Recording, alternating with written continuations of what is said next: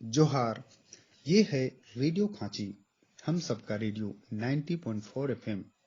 मैं बलासुस पन्ना, VS college Lohardaga. आज मैं एमए सेमेस्टर 2 के विद्यार्थियों के लिए पेपर सीसी 202 के अंतर्गत लोक साहित्य का सामान्य परिचय पर व्याख्यान होगा। एक समय था जब संसार के समस्त मनुष्य प्रकृति की गोद में बसता था।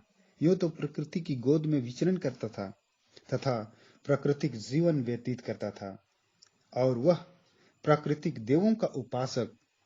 उस समय उसका आचार विचार, रहन सहन अत्यंत सरल तथा स्वाभाविक था, जो किसी प्रकार का आडंबर, दिखावा तथा कृत्रिमता से कोसों दूर रहता था। वह स्वाभाविकता की गोद में पला बढ़ा हुआ जीव था। उस समय मनुष्य सुख दुख, उल्लास, हर्ष विषाद का अनुभव करता था, और चित्त के आह्लाद के लिए, मन के अनुरंजन के लिए साहित्य की रचना उस समय भी होती रही है और आज भी। परंतु दोनों युगों के साहित्य में जमीन आसमान का फर्क है।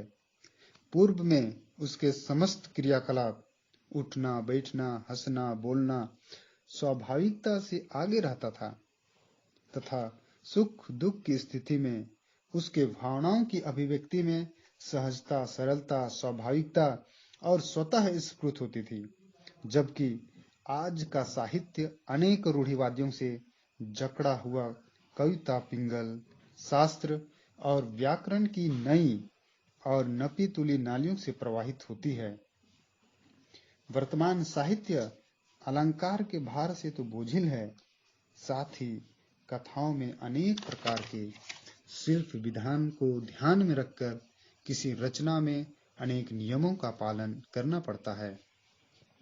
परंतु हम जिस युग की चर्चा कर रहे हैं, उस युग के साहित्य का प्रधान गुण स्वाभाविकता, स्वच्छंदता और सरलता, सहजता से भरा पूरा था। ये स्वाभाविकता उतना ही स्वाभाविक था जितना जंगल में खिलने वाला फूल, उतना ही स्वच्छंदता था जितना आकाश में विचरने वाली चिड़िया, और उतना ही पवित्र था जितना गंगा जल की निर्मल धारा। इस प्रकार से लोक साहित्य का अभिप्राय ऐसे साहित्य से है जिसकी रचना लोक करता है। जहाँ लोक का अर्थ जन से है, लोक साहित्य उतना ही प्राचीन है जितना कि मानव।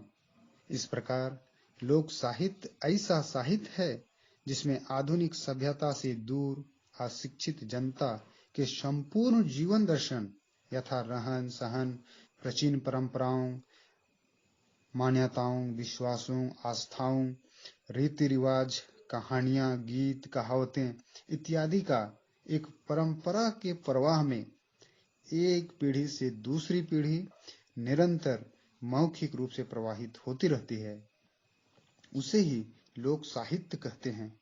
वर्तमान सभ्यता के प्रभाव से दूर रहने वाली, अपनी सहजावस्था में वर्तमान जो निरक्षर जनता है, उसकी आशा निराशा, हर्ष विषाद, सुख दुख आदि की अभिव्यक्ति जिस साहित्य में प्राप्त होती है, उसे ही लोक साहित्य कहते हैं।